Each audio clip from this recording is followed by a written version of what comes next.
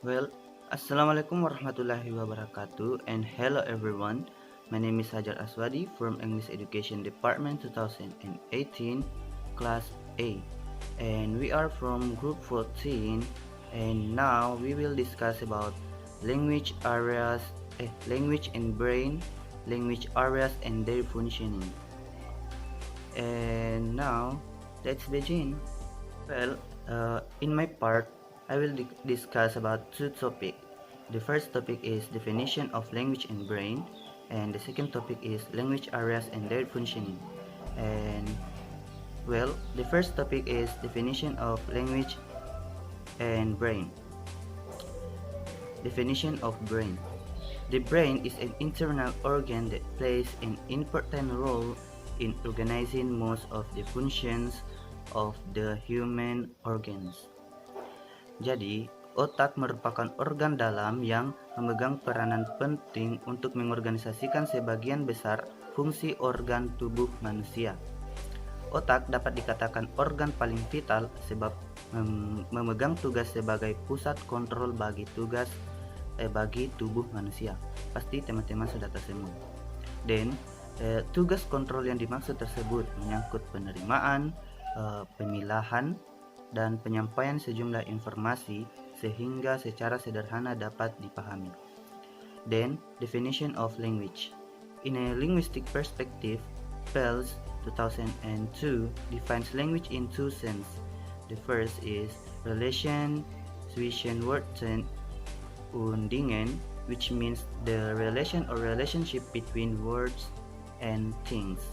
Second is Zusammenhang zwischen Sprechen and Handeln in der Gesellschaft, which means the relation between conversation and action in society. Jadi, dalam perspektif linguistik, Pels pada tahun 2002 mendefinisikan bahasa dalam dua pengertian. Yang pertama yaitu relation zwischen Worten und Dingen, yang berarti relasi atau hubungan antara kata-kata dengan benda-benda. Kemudian yang kedua yaitu Zusammenhang zwischen Sprechen und Handeln in der Gesellschaft, yang berarti keterkaitan antara pembicara dengan tindakan-tindakan pada masyarakat. Well, in this part, discuss about the main part of the brain that generates language, and there are four main part of the brain, that is Broca's areas, Wernicke's area, and the primary auditory cortex, and the angular gyrus. Then the first part is Broca's area. Broca's area is primarily responsible for language productions. Damage to this area results in productive aphasia. Jadi, bagian otak yang pertama dalam memproduksi bahasa adalah area Broca. Area Broca ini bertanggung jawab atas memproduksi bahasa. Kerusakan pada area ini akan menyebabkan aphasia produktif. Then the second part is Wernicke's area. Wernicke's area is primarily responsible for language comprehensions. Damage to this area results in receptive aphasia. Jadi bagian yang kedua yaitu area Wernicke. Area Wernicke ini bertanggung jawab atas pemahaman suatu bahasa, dan kerusakan pada area ini akan menyebabkan aphasia reseptif. Then the third part is the primary auditory cortex. The primary auditory cortex identifies pitch and loudness of sounds. Jadi bagian otak yang ketiga yaitu cortex auditory primer. Nah, cortex auditory primer ini fungsinya yaitu mengidentifikasi nada dan kenyaringan suara. Then the fourth part is the angular gyrus. The angular gyrus is responsible for several language processes, including attention and number processing, but not limited to. Jadi bagian yang keempat yaitu angular gyrus. Angular gyrus ini bertanggung jawab atas beberapa proses bahasa, termasuk tetapi tidak terbatas pada pemrosesan perhatian dan angka. And for your information guys, aphasia is a loss of the ability to produce or understand language. Jadi aphasia itu merupakan hilangnya kemampuan untuk menghasilkan atau memahami suatu bahasa. Well, this is the picture of our brain and the part of our brain that generates language. And for your information, without the brain there would be no language. Jadi tanpa otak tidak akan ada sebuah bahasa. And then the first part is Broca's area. Broca's area, located in the frontal lobe of the brain, is linked to speech productions, and recent studies have shown that it also plays a significant role in language comprehension. Broca's area works in conjunction with working memory to allow a person to use verbal expression and spoken words. Damage to Broca's area can result in productive aphasia, also known as Broca's aphasia, or an inability to speak. Patients with Broca's can often still understand language, but they cannot speak fluently. Jadi bagian yang pertama itu area Broca, sama seperti yang penjelasan sebelumnya. Area Broca terletak di lobus frontal otak terkait dengan produksi bahasa, dan penelitian terbaru menunjukkan bahwa area ini memainkan peran penting dalam pemahaman bahasa. Area Broca bekerja dalam hubungannya dengan memori kerja untuk memungkinkan seseorang menggunakan ekspresi verbal dan kata-kata yang diucapkan. Kerusakan pada area Broca ini dapat menyebabkan aphasia produktif atau juga disebut dengan aphasia Broca atau ketidakmampuan untuk berbicara. Penderita Broca seringkali masih dapat memahami suatu bahasa, tetapi mereka tidak dapat berbicara dengan lancar. Then the second part is Wernicke's area. Wernicke's area, located in the cerebral cortex, is the part of the brain involved in understanding written and spoken language. Damage to this area results in receptive aphasia, also called Wernicke's aphasia. This type of aphasia manifests itself as a loss of comprehension. So sometimes while the patient can apparently still speak, their language is nonsensical and incomprehensible. Jadi area Wernicke ini terletak di korteks cerebral. Ini adalah bagian otak yang terlibat dalam memahami bahasa, lisan, dan tulisan. Kerusakan pada area ini menyebabkan aphasia represif atau biasa disebut dengan aphasia Wernicke. Jenis aphasia ini memanifestasikan dirinya sebagai hilangnya sebuah pemahaman. Jadi terkadang meskipun penderita atau pasien yang mengalami aphasia ini tampaknya masih dapat berbicara, tapi bahasa mereka tidak masuk akal. Mereka masih dapat berbicara tapi bahasa mereka tidak masuk akal dan tidak dapat dipahami. Then the primary auditory cortex. The primary auditory cortex, located in the temporal lobe and connected to the auditory system is organized so that it responds to neighboring frequencies in the other cells of the cortex. It is responsible for identifying pitch and loudness of sounds.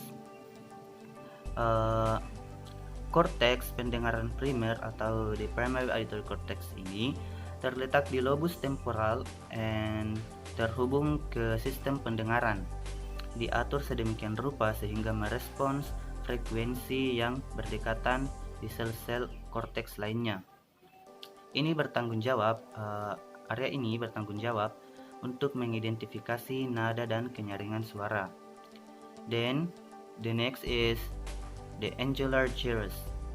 The angular gyrus, located in the parietal lobe of the brain, is responsible for several language processes, including numbers processing, spatial recognition, and attention. Jadi, gyrus sudut atau the angular gyrus ini terletak di lobus parietal otak. Area ini bertanggung jawab atas beberapa proses bahasa, termasuk pemrosesan angka, pemrosesan angka dan perhatian. Then the next is the supramarginal gyrus. The supramarginal gyrus seems to be involved in phonological and articulatory processing of words. Jadi the supramarginal gyrus ini tampaknya terlibat dalam pengolahan fonologi dan artikulasi kata-kata. Dan area lainnya yaitu the term primary auditory cortex. The term primary auditory cortex refers to an area of cerebral cortex defined on the basis of functions, namely the perceptions of pure tones and pitch. Jadi, istilah korteks pendengaran primer atau the term primary auditory cortex ini mengacu pada suatu area korteks cerebral yang didefinisikan atas dasar fungsi yaitu persepsi sebuah nada. Okay, I think that's all from me, and the next material will be continued by my partner. And thank you. My name is Nuril Harun. I'm from the group of 14. We will read two material. Okay. See, language and brain relation to be able to interact between humans. The human brain must be able to process language with deep function. Humans can understand the meaning of the interaction. Such language function occurs in the left hemisphere. However, this does not mean that the right hemisphere does not work at all during language function. The language projection. 1. Oral language projection. According to Steiber 2001, the function of spoken language consists of speech compression and speech comproduction. Speech compression starting function: intro a collection of phonemes, intro a collection of Steiber, from a collection of Steibers, from collection of words, from collection of words, intro a Steiber partner, and final intro an abstract message where meaning can be understand. Proses pengelolaan bahasa lisan menurut Steiber 2001 323 terdiri dari speech compression dan speech production. Mengenai speech compression, Pine 2003 20 menyatakan the listed from example make need to to build actors, factors, introphonemes, phonemes, intro-stibers, stibers, intro, word, intro-stibers, partners, status, partner, inflection, abstract meaning. Berdasarkan penjelasan tersebut, kronologi pemrosesan bahasa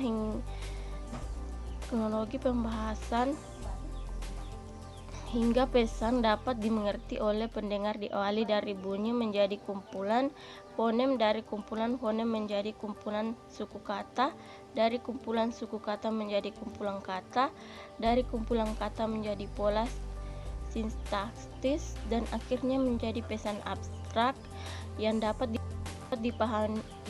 dipahami maknanya.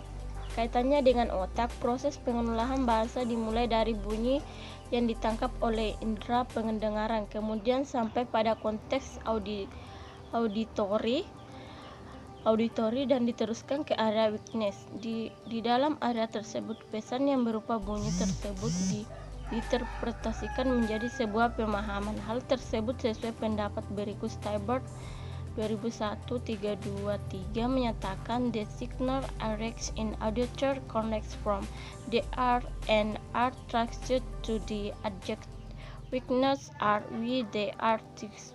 Sementara itu dalam speech production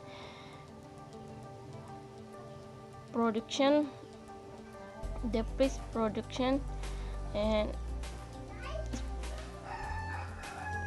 membutuhkan suatu langkah. Stibert menambahkan pada speech production setelah diproses area witness, kemudian pesan dikirim ke area production untuk pengkodean. Hasil pengkodean tersebut diteruskan pada motor area yang mengatur artikulasi based on the expansion regular spoken language process in the brain. It can be processed that spoken language processing with the sound. We are complex with the senses of hearing.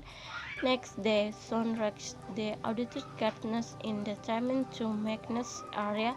In this area, there is an interaction of the message to that the message can be understood if a message requests and reports the messenger in proportion to the broken are to that broken are complex the interest motor to make a sound response to the incoming message.